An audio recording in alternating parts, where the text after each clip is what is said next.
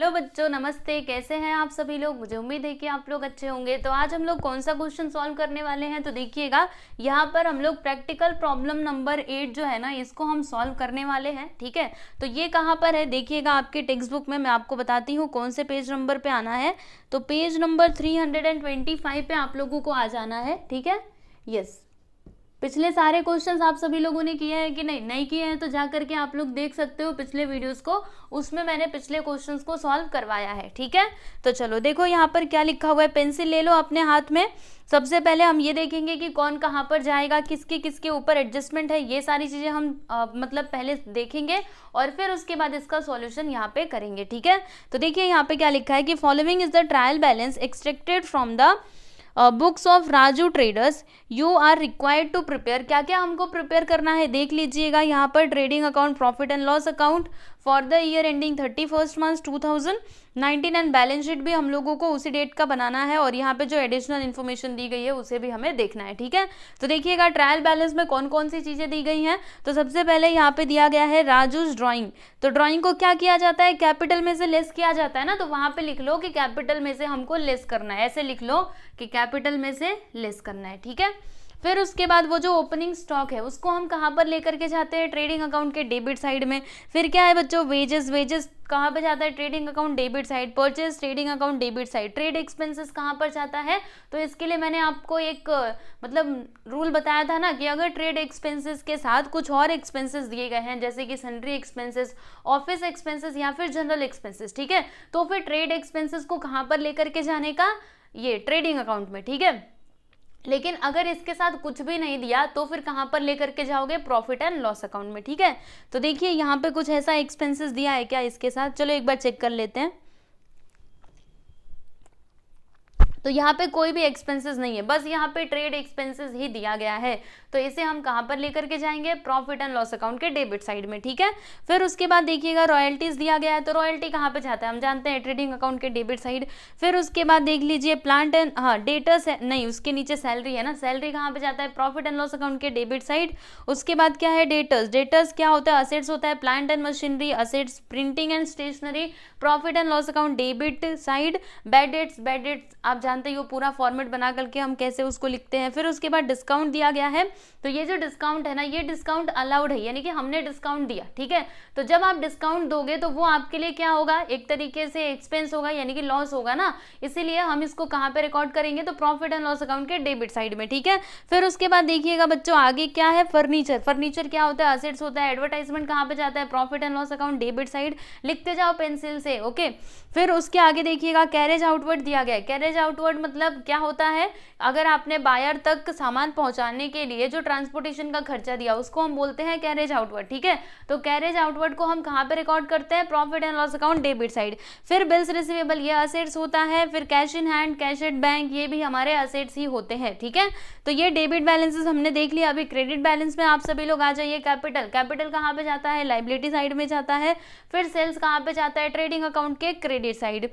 और return outward क्या होता है, जल्दी से सोचो। रिटर्न आउटवर्ड का मतलब क्या, हमने सामान खरीदा, उसमें से कुछ अगर डिफेक्टिव निकल गया तो जब हम उसको रिटर्न करते हैं तो उसको रिटर्न आउटवर्ड के नाम से जाना जाता है। ठीक है, तो रिटर्न आउटवर्ड को हम क्या करते हैं, परचेज में से माइनस करते हैं ना, तो हम इसे परचेज में से माइनस करेंगे। तो चलो एक काम करो, परचेज जहां पर भी है उसको जाओ और टिक मार लो कि परचेज के ऊपर क्या है, एडजस्टमेंट है। चलिए जाइए जल्दी से टिक लगाइए। ओके, हाँ मैंने भी लगा लिया, आप भी लगा लो। ओके, फिर उसके बाद देखिए ये लो क्वेश्चन कहाँ पे गया, आ गया,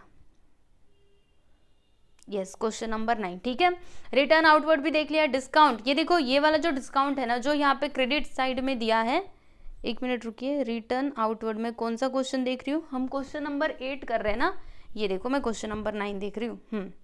अब आ जाइए, रिटर्न आउटवर्ड के बाद क्या है बच्चों, क्रेडिटर्स। तो क्रेडिटर्स क्या होता है, लाइबिलिटी होता है। डिस्काउंट यहाँ पे जो दिया गया है, ये डिस्काउंट क्या है, डिस्काउंट रिसीव्ड, यानी हमको डिस्काउंट मिला है। ठीक है, अगर ये क्रेडिट में है मतलब आप समझिए कि ये आप लोगों को मिला है, और मिला है तो क्या होगा, हमारे लिए इनकम होगा। इनकम हुआ तो प्रॉफिट एंड लॉस अकाउंट के क्रेडिट में इसको रिकॉर्ड करने का। फिर उसके बाद बिल्स पेएबल क्या होता है, लाइबिलिटी होता है। ठीक, तो ये बच्चों आपका ट्रायल बैलेंस था।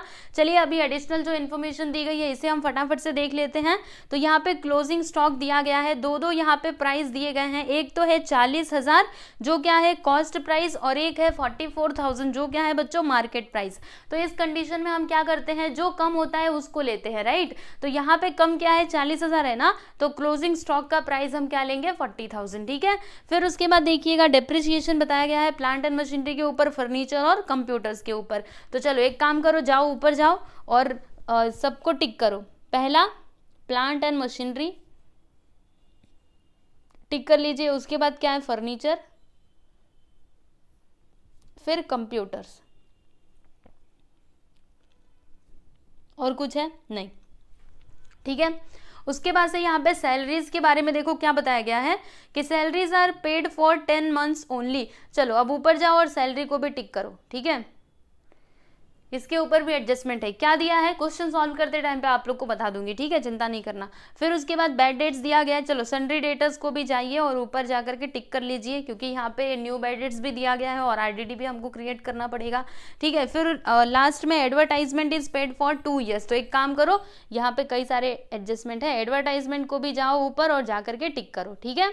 यस, तो ये था बच्चों आप लोगों का सवाल। चलिए अब इसका सॉल्यूशन हम स्टार्ट करते हैं। तो पहले आपको क्या करना होगा, फॉर्मेट बनाना होगा। तो ऑलरेडी मैंने फॉर्मेट यहाँ पे रेडी रखा हुआ है, आप लोग देख सकते हो, है ना। तो क्या लिखना होगा ऊपर, यहाँ पे हम लिखेंगे इन द बुक्स ऑफ, क्या नाम है, राजू ट्रेडर्स, ठीक है, राजू ट्रेडर्स।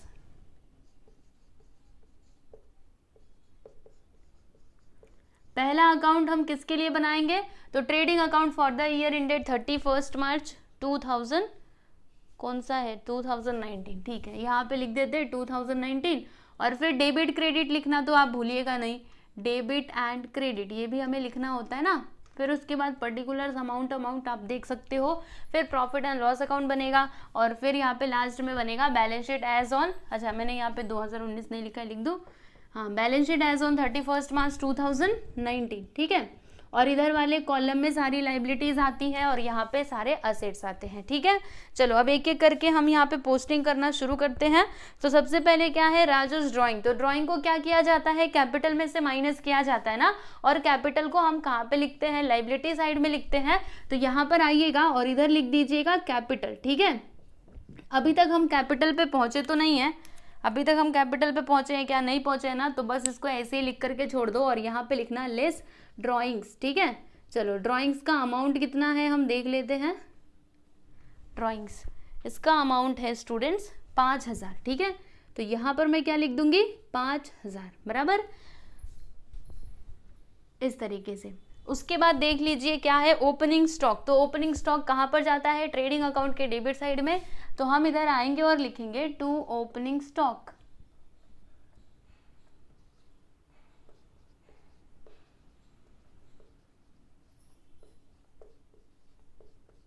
और इसका अमाउंट यहाँ पे दिया गया है, आप लोग देख सकते हो 30,000। तो यहाँ पर मैंने लिख दिया बच्चों 30,000, ठीक।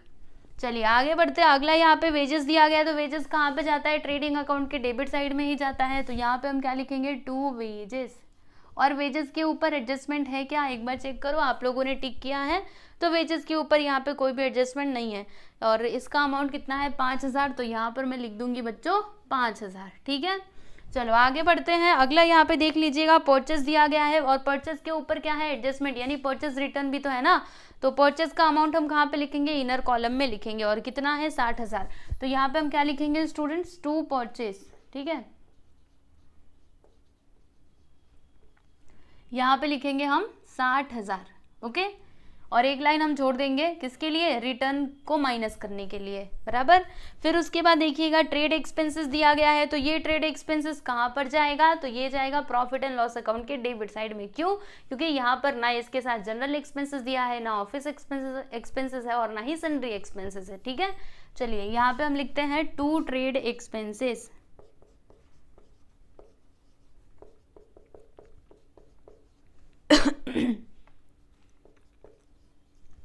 इसका अमाउंट हम देख लेते हैं। तो अमाउंट यहाँ पे बहुत कम दिया गया है 800, चलिए लिख लेते हैं 800, ठीक। फिर नेक्स्ट देखिएगा रॉयल्टीज। तो रॉयल्टी कहाँ पे जाता है, ये जाता है यहाँ पे ट्रेडिंग अकाउंट के डेबिट साइड में, तो हम इधर आएंगे और लिखेंगे टू रॉयल्टीज। फॉर्मेट में हमने देखा था ना, ये इधर ही जाता है, याद रख लो, ठीक है, कहीं गलती से इसको इसमें नहीं भेज देना। और इसका अमाउंट है बच्चों 1600, यहाँ पे हम लिख देंगे 1600 बराबर, ये 1 है। चलो आगे चलते हैं। अगला यहाँ पे देखिएगा सैलरी, सैलरी कहाँ पे जाता है ये तो हम जानते हैं, इधर लिखेंगे टू सैलरीज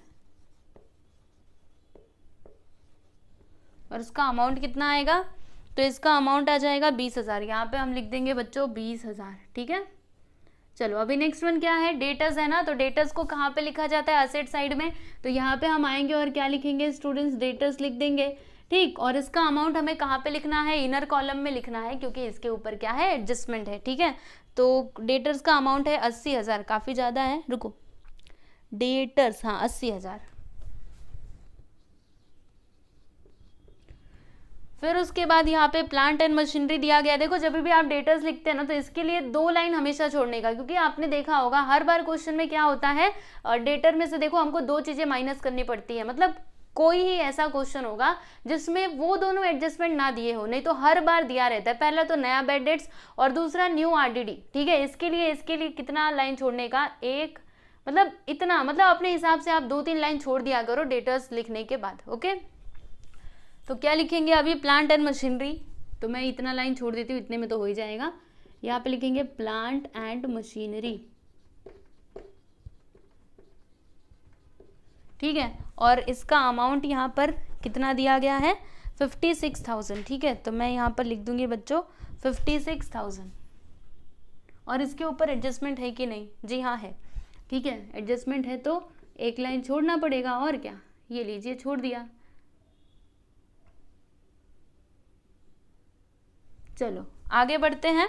अगला यहाँ पे है प्रिंटिंग एंड स्टेशनरी, तो प्रिंटिंग एंड स्टेशनरी कहाँ पर जाता है, इधर जाता है ना, और इसका अमाउंट है 2,400। चलो यहाँ पे हम लिखते हैं टू प्रिंटिंग एंड स्टेशनरी, ठीक है। और सैलरी के ऊपर शायद से एडजस्टमेंट था, हाँ देखो सैलरी के ऊपर एडजस्टमेंट था, तो इसका जो अमाउंट है ना ये हम इनर कॉलम में लिखेंगे, मतलब इसका जो अमाउंट है इसे हम इनर कॉलम में लिखेंगे, और ये एक लाइन हम इसके लिए छोड़ देंगे, ठीक है। उसके बाद हमें क्या लिखना था, प्रिंटिंग एंड स्टेशनरी, तो यहाँ पे लिखेंगे टू प्रिंटिंग एंड स्टेशनरी,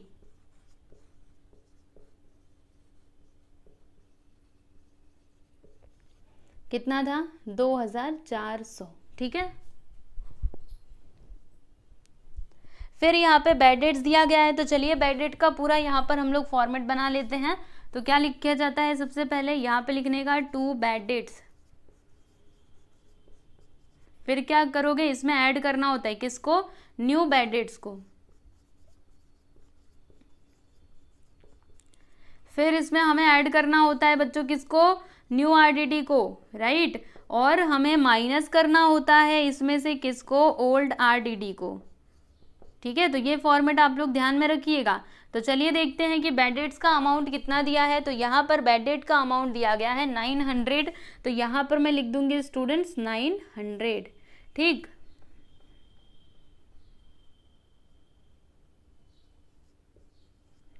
चलिए आगे बढ़ते हैं। अगला यहाँ पर क्या है, बैड डेट्स हो गया ना, डिस्काउंट। तो ये डिस्काउंट कैसा था, डिस्काउंट अलाउड है, यानी कि हमने डिस्काउंट दिया है, तो अगर आपने दिया तो वो आपके लिए खर्चा हो जाएगा, है ना, लॉस हो जाएगा, इसीलिए प्रॉफिट एंड लॉस के हम इसको डेबिट साइड में लिखेंगे, ठीक है।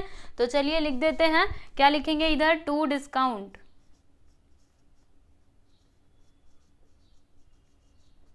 और इसका अमाउंट हम देख लेते हैं सीधा सीधा। तो इसका अमाउंट है students 1,200, so write down here 1,200। आजा तू सामने, हाँ इसके सामने देखो, सामने सामने लिखने का, डिस्काउंट इसके सामने 1,200 बराबर। चलिए आगे चलते हैं। अगला यहाँ पर क्या है, फर्नीचर। फर्नीचर के ऊपर एडजस्टमेंट है, मतलब एक लाइन छोड़ना पड़ेगा, ठीक है। चलिए यहाँ पे हम लिखते हैं अगला फर्नीचर,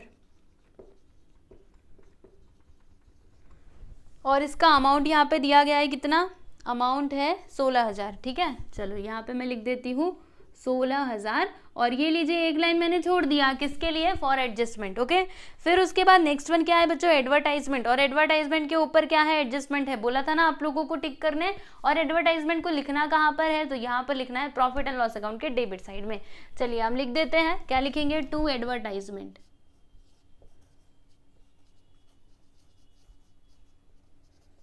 और इसका अमाउंट हम कहाँ पे लिखेंगे, इनर कॉलम में लिखेंगे, क्योंकि इसके ऊपर क्या है बच्चों, एडजस्टमेंट है। ठीक है, और इसका अमाउंट कितना लिखेंगे, 3,000। चलो लिख देते हैं इधर 3,000। फिर उसके बाद अगला यहाँ पर देखिएगा क्या दिया है, एडवर्टाइजमेंट हो गया। कैरेज आउटवर्ड, तो कैरेज आउटवर्ड मतलब कैरेज आउटवर्ड है ना, तो ये कहाँ पे जाता है, प्रॉफिट एंड लॉस अकाउंट के डेबिट साइड में जाता है। चलो लिख देते हैं, एक लाइन पहले छोड़ देते हैं इसके लिए, फिर हम यहाँ पे लिखेंगे टू कैरेज आउटवर्ड। ठीक है, चलो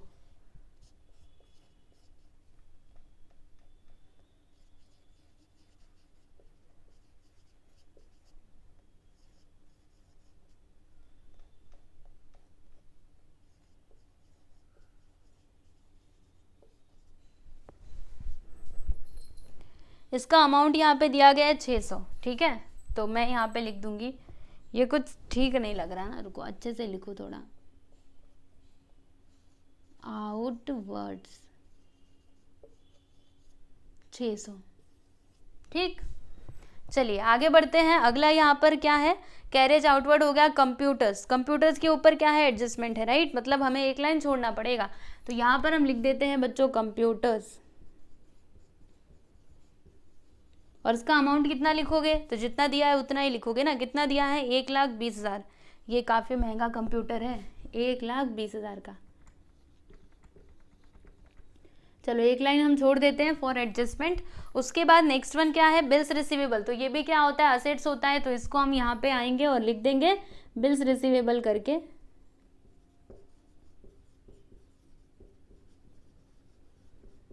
ठीक है, और इसका अमाउंट देख लीजिएगा कितना है, 16,000, तो ये लीजिए मैंने यहाँ पर लिख दिया बच्चों 16,000। ओके, फिर उसके बाद नेक्स्ट वन देखिएगा, कैश इन हैंड और कैश एट बैंक दिया गया है, तो कैश इन हैंड यहाँ पर लिखते हैं हम, दोनों भी असेट्स होते हैं ना। देखो पैसा आपके हाथ में हो या फिर आपके बैंक में हो, होता तो आपका असेट्स ही है, तो यहाँ पे लिखना कैश इन हैंड एंड दूसरा कैश एट बैंक। ठीक है, दोनों का अमाउंट हम लिख लेते हैं, तो कैश इन हैंड कितना है 1,100, कैश एट बैंक कितना है 2,000, तो 1,100 और ये हो गया 2,000। ठीक है, तो सारे डेबिट बैलेंसेस को हमने रिकॉर्ड कर लिया है, आप देख सकते हैं। अब बारी है क्रेडिट बैलेंसेस की। ठीक है, डेबिट वाले सारे बैलेंसेस समझ में आए ना, देखो कितना सिंपल था, इतने आसानी से हमने सभी को उनकी जगह पे पहुंचा दिया है। अब देखिएगा यहाँ पे क्रेडिट साइड में सबसे ऊपर क्या है, कैपिटल, तो कैपिटल कहाँ पर जाता है स्टूडेंट्स, बैलेंस शीट के लायबिलिटी साइड में सबसे ऊपर। सबसे ऊपर क्या आता है, कैपिटल ही आता है। ठीक है, और यहाँ पे कैपिटल का अमाउंट कितना दिया है 2 लाख, तो हम इधर लिख देंगे 2 लाख कैपिटल, और इसके सामने 2 लाख। चलो अब माइनस भी कर दो, 2 लाख में से 5,000 को माइनस करो, कितना आएगा 1,95,000। चलो लिख देते इधर। ठीक, नेक्स्ट क्या है, रिटर्न सेल्स है, सेल्स कहाँ पे जाता है, तो यहाँ पर आता है, बाय सेल्स करके लिख देंगे हम। इसका अमाउंट देख लीजिए कितना दिया है। अच्छा, सेल्स के ऊपर कोई एडजस्टमेंट नहीं है ना, इसमें रिटर्न नहीं दिया गया है, नहीं दिया है। ठीक है, 1,64,000, तो इसका डायरेक्टली जो अमाउंट है वो हम इधर आउटर कॉलम में लिख देंगे 1,64,000। ठीक, फिर उसके बाद क्या है बच्चों, देखिएगा रिटर्न आउटवर्ड, तो रिटर्न आउटवर्ड मतलब क्या होता है, परचेज रिटर्न। परचेज रिटर्न है तो परचेज में से माइनस करना होगा, कितना 2,400। चलो फिर माइनस कर देते हैं, यहाँ पे हम क्या लिखेंगे, रिटर्न आउटवर्ड। इसको ना आउट और इन से याद रखने का। ठीक है, आउट मतलब क्या, जाना, तो अगर आपके पास से जा रहा है यानी कि वो परचेज रिटर्न होगा। ठीक है, और अगर आ रहा है तो सेल्स रिटर्न होगा, बराबर। चलो माइनस करो, 60,000 में से अगर मैं 2,400 को माइनस करूँ तो 0, यहाँ पर भी 0, 10 में से 4 गया तो 6, और 9 में से 2 गया तो 7, 7 यहाँ पे आएगा, फिर ये 9 और ये 5, यानी कि 5,97,000। अरे ये 5 लाख कैसे आ गया, रुको, 10 में से गया 4, 10, 9 में से 2 गया तो 7, फिर इधर कितना बचा 9 और इधर 5, 6, ये लाख में कहाँ पे चला गया?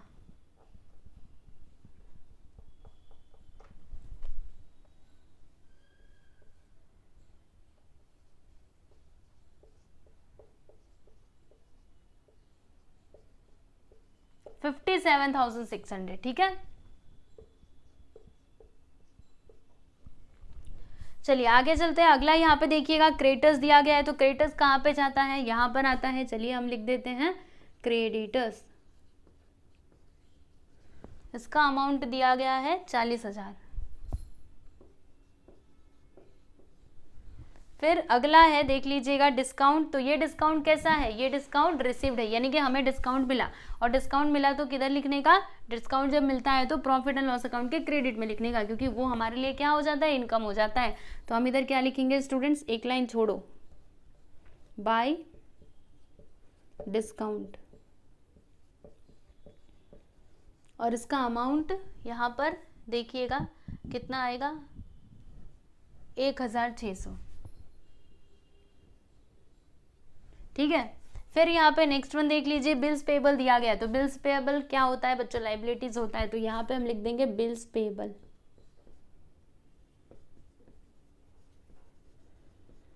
जिसका अमाउंट है 13,600, ठीक। तो ट्रायल बैलेंस में जो भी चीजें दी गई थी सबको हमने उनको मतलब जहाँ पे जिनको लिखना था हमने सब लिख लिया है। अब बारी है एडजस्टमेंट की, ठीक है। तो सबसे पहले क्या दिया है बच्चों? क्लोजिंग स्टॉक दिया गया है। तो क्लोजिंग स्टॉक के दो इफेक्ट्स होते हैं ना, पहला वो कहाँ पे जाता है? ट्रेडिंग अकाउंट के क्रेडिट साइड में, और दूसरा बैलेंस शीट के असेट साइड में, ठीक है। तो चलिए यहाँ पे हम लिखते हैं बैलेंस शीट के असेट साइड में क्या लिखेंगे? Closing stock. Closing stock amount कौन सा लेना है? सोचो जल्दी से, तब तक मैं लिख रही हूँ। बाय क्लोजिंग स्टॉक,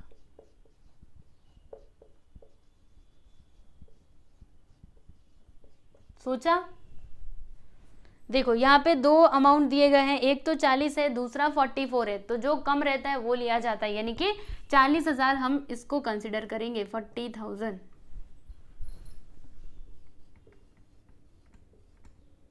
ठीक। तो यहाँ पे पहला एडजस्टमेंट कंप्लीट होता है। अब बारी है एडजस्टमेंट नंबर 2 की। तो देखिएगा यहाँ पे डेप्रिसिएशन दिया गया है प्लांट, फर्नीचर और कंप्यूटर का at the rate of 5%, 10% and 15% respectively. अब रिस्पेक्टिवली मतलब क्या होता है? एक ऑर्डर में, ठीक है। जैसे यहाँ पे सबसे पहले क्या है स्टूडेंट्स? प्लांट एंड मशीनरी, ठीक है। तो ये जो पहला वाला परसेंटेज है ना वो किसका है? प्लांट एंड मशीनरी का है। तो चलो एक एक करके हम लोग यहाँ पे कैलकुलेशन करते जाते हैं। तो प्लांट एंड मशीनरी के ऊपर डेप्रिसिएशन है, कितना डेप्रिसिएशन है? तो एट द रेट ऑफ 5%, बराबर। फिर उसके बाद जो हमारा फर्नीचर है ना, फर्नीचर के ऊपर कितना एडजस्टमेंट है? फर्नीचर के ऊपर 10% का। तो ये रहा फर्नीचर, इसके ऊपर डेप्रिसिएशन है एट द रेट ऑफ 10%, ठीक।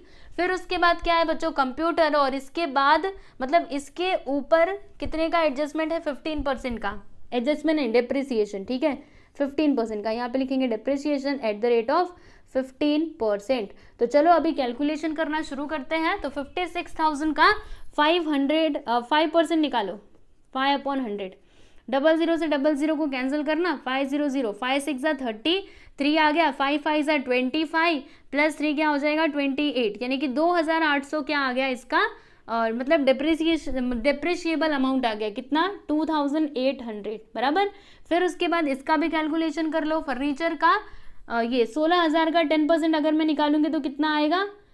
1,600 आ जाएगा, ठीक है। ये हमें माइनस करना पड़ेगा, और इसका अभी 15% हमको निकालना है ना। तो 1,20,000 का 15%, देखो चाहो तो ऐसे मन में ही आप कैलकुलेशन कर सकते हो। बताऊँ आपको कैसे? जैसे 1,20,000 है ना, तो इसका 10% कितना आएगा? 12,000 आएगा, ठीक है। अभी 12,000 का आधा करो, कितना? 6,000, ठीक है। और 12 और 6 करेंगे तो कितना हो जाएगा? 18, यानी कि इसका जो 15% है ना वो आएगा 18,000, ठीक है। कैसे किया मैंने? सुनो आपको बताती हूँ। जैसे यहाँ पे 1,20,000 ये लीजिए मैंने लिख दिया, 15%, यहाँ पे 00 से 00 को कैंसिल करना। चलो अभी मल्टीप्लाई करते, 500 मतलब 1500, 1500, 15 और 2 सा क्या होता है? 30, 30 का 3 कैरी आ गया, 30 का 0 कैरी 3, 15 1 सा 15, 15 दिन कितना? 18। देखो 18,000 आया कि नहीं? वही तो मैंने बोला था, मैंने पता है पहले क्या किया, पहले ये 10% निकाला, ठीक है, और 10% का आधा यानी कि 5% निकाला, तो जितना 10% आया था उसमें 5% को प्लस कर दिया, यानी कि 12 और 6 हो गया था 18, ठीक है। तो अगर आप चाहो इस तरीके से अगर सिंपल सिंपल रहेंगे ना तो आप मन में ही उसका कैलकुलेशन कर सकते हैं, आपको इतना मतलब ऐसे बार बार लिखने की जरूरत नहीं पड़ेगी। चलिए हम इधर लिख देते हैं 18,000 और फिर माइनस करके फाइनली जो भी अमाउंट्स आएंगे वो हम लिखते जाते हैं। तो यहाँ पर कितना आएगा 0 0, 10 में से 8 गया तो 2, देखो 10 में से 8 गया तो 2, और 5 में से 2 जाएगा तो कितना आएगा बच्चों 3, और यहाँ पे आ जाएगा 5, यानी कि 53,200 यहाँ पर आ गया। और अगर मैं 16,000 में से 1,600 को माइनस करूँ तो यहाँ पे 0 0, 10 में से 6 गया तो 4, 10 में से 6 जाएगा 4, यहाँ बचा 5, 5 में से 1 गया तो 4, और फिर यहाँ पर 1, यानी कितना आ गया 1,44,000। ओके, फिर इधर भी हम माइनस कर लेते हैं, तो 0 0 0 यानी कि 3 0 तो ऐसे सामने से दिख रहा है, फिर ये 10 में से 8 जाएगा तो 2, और यहाँ पे कितना बचा 1, 1 में से 1 गया तो 0, इधर 1, यानी कि 1,02,000 यहाँ पर आ चुका है, ठीक है। यस, तो हमने डेप्रिसिएशन कर दिया है। अभी इसका दूसरा इफेक्ट कहाँ पे जाएगा, डेप्रिसिएशन का दूसरा इफेक्ट कहाँ पे जाता है आप जानते हैं बहुत अच्छे से, profit and loss account debit side, ठीक है। तो यहाँ पर हम आएंगे और क्या लिखेंगे कि to depreciation on depreciation on, ठीक है, किसके किसके ऊपर डेप्रिसिएशन है, पहला तो है प्लांट एंड मशीनरी का, तो यहां पे मैं क्या लिखूंगी बच्चों, प्लांट एंड मशीनरी। दूसरा है फर्नीचर, और तीसरा बोलो जल्दी से, कंप्यूटर्स। सभी का अमाउंट लिखते हैं। तो प्लांट एंड मशीनरी कितना आया है 2,800, ये लीजिए लिख दिया। फिर फर्नीचर का, तो फर्नीचर का आया है 1,600, और जो आपका ये कंप्यूटर है ना ये कितना 18,000। अब इन सभी को जोड़ करके लिख दो, तो इधर आएगा 0 0, फिर 8 से कितना 14 का 4 1 आ गया, 8 से हाँ 14 का 4 1 आया, 8 2 10, 10 1 11 1 12 का 2, फिर ये 2, यानी कि कितना आया 22,400, ठीक है, इतना ही आएगा ना। एक बार मैं जोड़ू ऐसे ही, 18 और 2 20, ठीक है, 20 1 21, 21 और 8 6 22, हाँ सही है, 22,400 यहाँ पर डिप्रिसिएशन आ चुका है, आप लोग देख सकते हो। यानी कि एडजस्टमेंट नंबर 2 भी यहाँ पे होता है कंप्लीट। अब बारी है एडजस्टमेंट नंबर 3 की। तो देखो यहाँ पर क्या दिया है, salaries are paid for 10 months only, यानी कि यहाँ पर ये जो सैलरी दिया गया ना, इधर ध्यान से देखना, ठीक है, ये जो सैलरी दिया गया है ये बस 10 महीने का ही है। कितने महीने का, ओनली फॉर 10 मंथ्स। लेकिन हम एक बात जानते हैं कि जो हमारा फाइनेंशियल ईयर है वो तो 12 महीनों का होता है ना। तो यहाँ पे अगर ये बस 10 महीने का दिया गया है तो हमें 2 महीने का और यहाँ पे सैलरी लिखना पड़ेगा, ठीक है। तो 2 महीने का हम कैसे कैलकुलेट करेंगे, बहुत ही आसान है। देखो जैसे कि ये जो यहाँ पे दिया गया है ना 20,000, ये तो पूरा 10 महीने का है, ठीक है। तो 10 महीने का अगर इतना है तो 1 महीने का कितना होगा, बोलो जल्दी से। 1 महीने का हो जाएगा कितना, इसके लिए हमें 10 से इसको भाग देना पड़ेगा, मतलब डिवाइड करना पड़ेगा, ठीक है। और ये बेसिक चीज़ें आपको पता होनी चाहिए, ठीक है। तो ये 0 0 गया, यहाँ पे आ गया 2,000, ये कितने महीने का आया, ओनली फॉर 1 मंथ, ठीक है। हमें 2 महीने का और जोड़ना है ना, तो हम लोग क्या करेंगे, देखो अगर 1 महीने का इतना है तो 2 महीने के लिए इसमें 2 से मल्टीप्लाई कर दो, कितना आ जाएगा 4,000। यानी हम क्या करेंगे, ये जो है ना यहाँ पे लिखेंगे आउटस्टैंडिंग, यानी कि ये क्या है, अभी तक अनपेड है लेकिन है तो ये इसी साल का। तो ये जो आउटस्टैंडिंग सैलरी है ना, आउटस्टैंडिंग, ठीक, इसे हम इसमें ला करके प्लस कर देंगे 4,000 को, तो फिर कितना हो जाएगा बच्चों 24,000। यानी कि ये है आपका पूरे साल का क्या है, सैलरी। ओके, समझा कैसे किया मैंने, सोचो अच्छे से तब आपको समझ में आएगा। मैं बार बार बोलती हूँ ध्यान से देखा करो। और ये जो है ना, ये वर्किंग नोट में आप जरूर करके दिखाओ। वर्किंग नोट में जाइएगा और लिखिएगा अच्छे से, वर्किंग नोट नंबर 1 डाल के यहाँ पे लिखिएगा सैलरी, ठीक है। सैलरी ये 20,000 जो है ये 10 महीने का है, तो 1 महीने का कितना होगा, 1 महीने का हो जाएगा 20,000 अपॉन 10, ठीक है। फिर इसको कैंसिल करो, फिर ये 2,000, ये 1 महीने का, तो फिर 2 महीने का कितना होगा, तो 2,000 इंटू 2, तब जाके आया 4,000, ठीक है। इस तरीके से आप लोग अच्छे से लिख करके दिखाया करो। ओके, चलो अब इसका सेकेंड इफेक्ट कहाँ पे जाएगा स्टूडेंट्स, इसका सेकेंड इफेक्ट, अगर ये आउटस्टैंडिंग है तो आउटस्टैंडिंग होने का मतलब क्या होता है, अनपेड। और अनपेड है यानी हमारे पास से पैसा जाने वाला है, पैसा जाने वाला है मतलब कहाँ पे आएगा, लायबिलिटी साइड में। तो हम यहाँ पे क्या लिखेंगे, आउटस्टैंडिंग सैलरीज।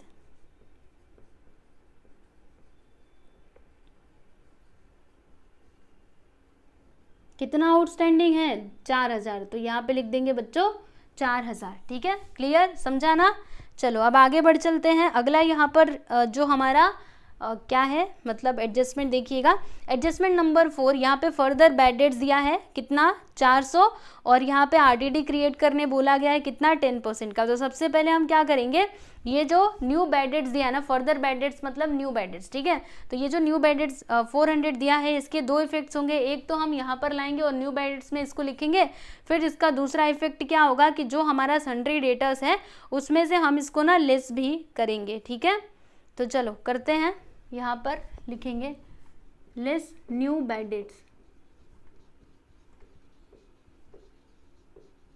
400।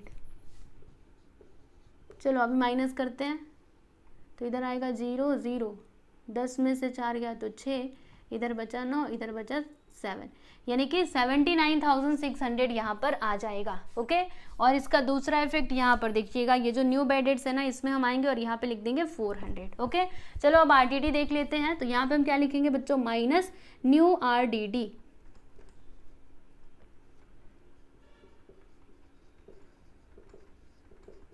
कितना परसेंट का, तो एट द रेट ऑफ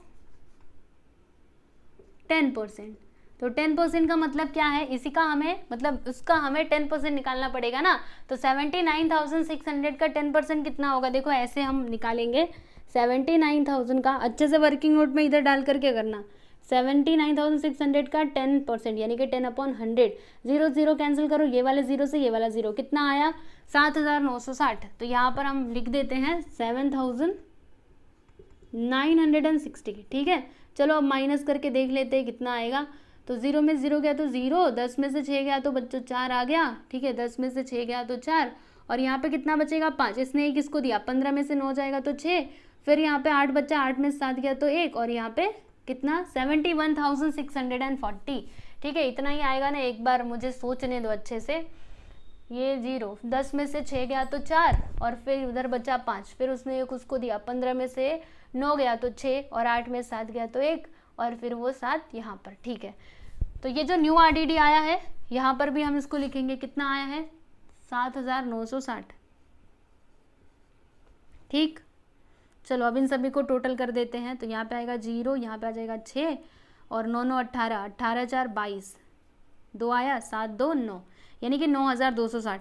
और यहाँ पे ओल्ड आरडीडी अभी तक तो हमें नहीं मिला, देखते हैं आगे मिलेगा कि नहीं, नहीं मिला तो बस इतने पे उसको स्टॉप कर देंगे। ठीक है, समझ पाए ना कैसे किया हम लोगों ने स्टूडेंट्स।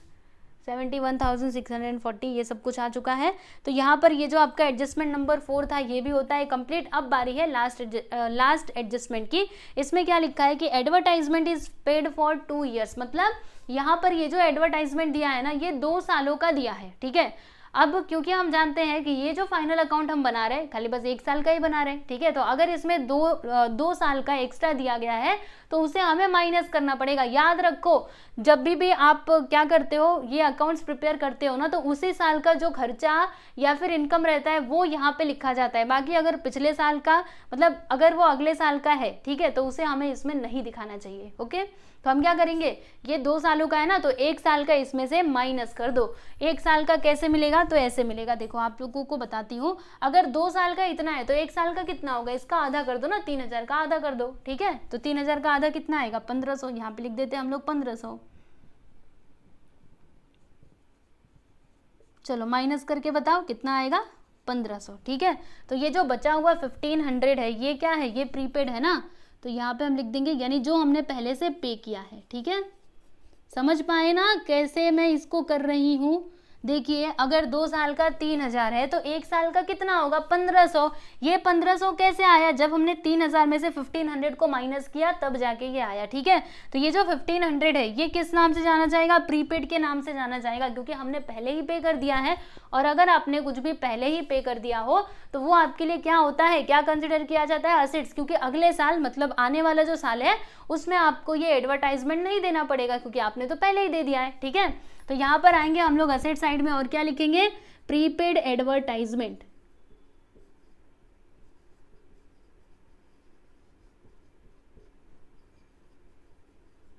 कितना 1,500।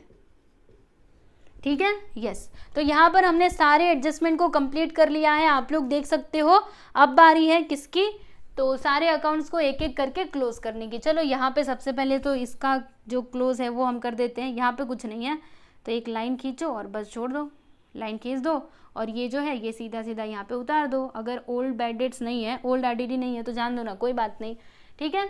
चलिए अभी हमें क्या करना होगा, टोटल करना होगा। तो 1,64,000 और वो 40,000, यही वाला साइड ज़्यादा होगा, तो जो ज़्यादा वाला अमाउंट है उसे हमें दोनों साइड में लिखना चाहिए। चलिए लिख लेते हैं डायरेक्टली यहीं पर 0 0 0, ठीक है। 3 0 तो ऐसे ही आ गया, फिर ये 4 यहाँ पर आ जाएगा, 6 4 10, 10 का 0 1 आया, मतलब 2,04,000 यहाँ पर आएगा, ठीक है। और ये 2,04,000 को, 2 लाख ही है ना, हाँ, 2,04,000 को हम क्या करेंगे, ये दोनों साइड में इधर लिख देंगे 2,04,000।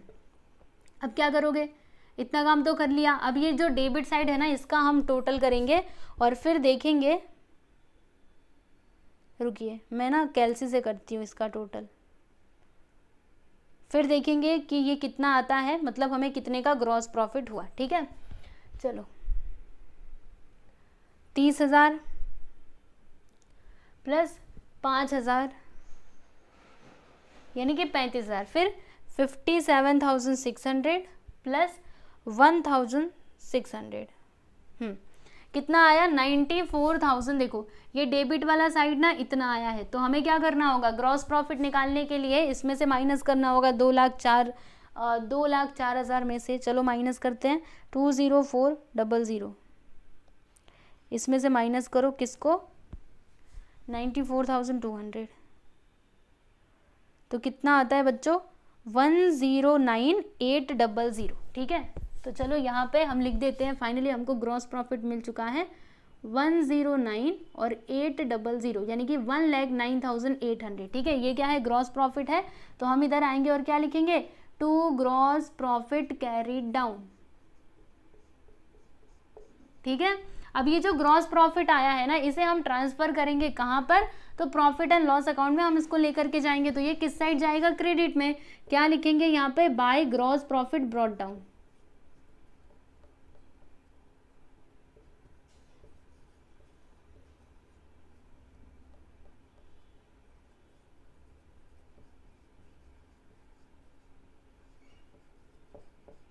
कितना आएगा 109,800, ठीक है। अब उसके बाद हमें यहाँ पे भी टोटल करना होगा, तो अगर मैं इसका टोटल करूँ तो कितना आएगा, रुको,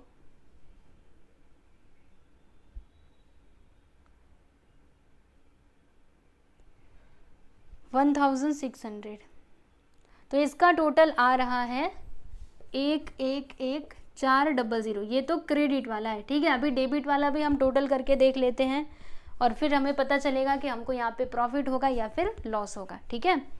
चलिए पहले 800, 24,000, 2,400, 9,260, 1,200, 1,500, 600, 2,2400। देखिए इसका टोटल कितना आता है 62,160, ठीक है। तो बताइए कौन सा वाला साइड ज़्यादा है, तो ये क्रेडिट वाला साइड ज़्यादा है, डेबिट वाला कम है, यानी हमको क्या हुआ यहाँ पर प्रॉफिट हुआ, ठीक है। कितने का प्रॉफिट हुआ, चलो ये भी पता कर लेते हैं। तो इसमें से हम फाइनली माइनस करते हैं, ये देखो 114, एक मिनट रुको, 114,000 माइनस 1,111,400 माइनस 6,2,160, तो कितना आया 49,200 देखो 49,240, ये आ गया आपका नेट प्रॉफिट, ठीक है। तो चलिए फिर देरी किस बात की, सब कुछ मिल चुका है, लिख दो आप फटाफट से। चलो यहाँ पे आ जाइए नीचे और हम लिखते हैं, आ जाओ सब लोग लिखने के लिए।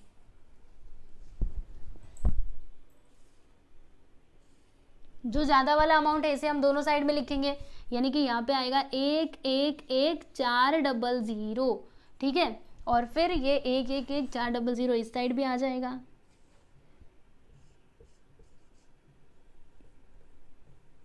1,11,400, ठीक है। ये लीजिए हमने इसको दोनों साइड में लिख दिया।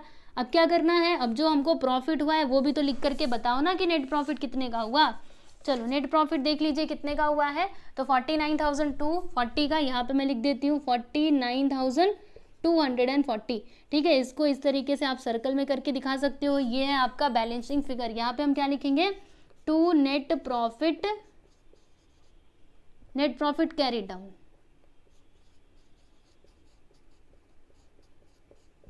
ठीक है, यस। तो यहाँ पर हमने ये जो प्रॉफिट एंड लॉस अकाउंट था आप लोगों का, इसको भी हमने क्लोज कर लिया है। आप देख सकते हो कितनी आसानी से हमने इसको भी कंप्लीट कर लिया।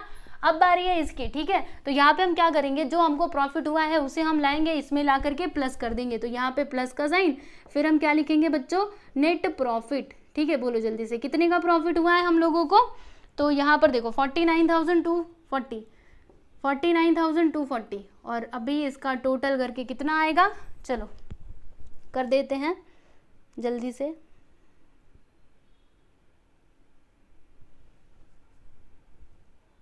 एक 9,530 प्लस 49,240। तो देखिएगा इसका टोटल आता है 2,442,240। ठीक है,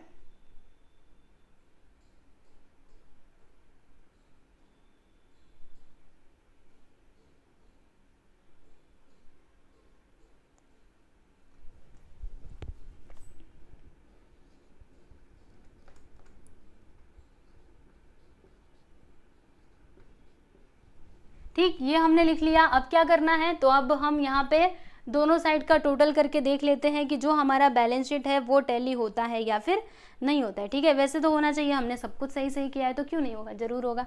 चलो देखते हैं, 2,2,4,2,4,0 प्लस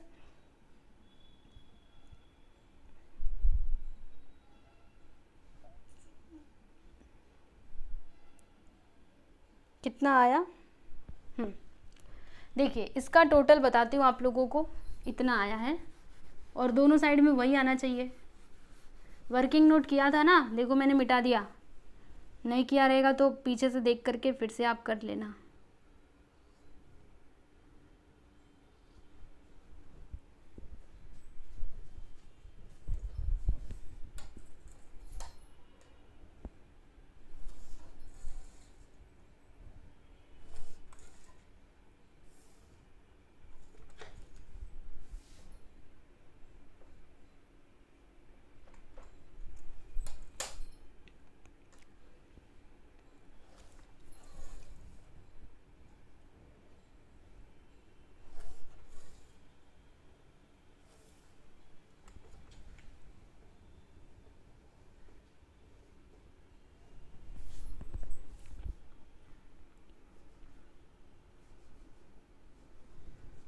देखिए इसका टोटल आया है 301,840।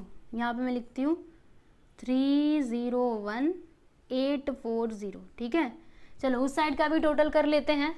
तो इसके आगे का अगर आप चाहें तो खुद से भी कर सकते हैं, बाकी सब तो मैंने आप लोगों को बता दिया है ना। अब ये टोटल करने का काम आप भी कर सकते हो। चलो देख लेते हैं हमारा क्वेश्चन राइट है कि नहीं। यही है हमारी परीक्षा।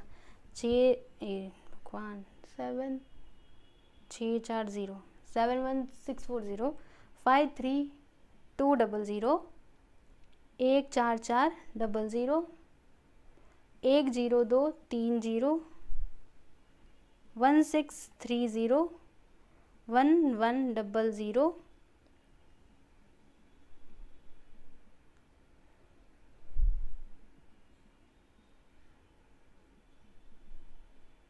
यस। यहाँ पर देखिएगा इसका भी टोटल कितना आया, 301,840 यानी कि 3,01,840। चलो लिख देते हैं हम 3,01,840। ठीक है, देखो हमारा बैलेंस शीट टैली हो गया, मतलब हमारा क्वेश्चन एकदम राइट है। ठीक है, तो देख रहे हो फाइनल अकाउंट कितना सिंपल है ना। 12th में भी ऐसे ही करना।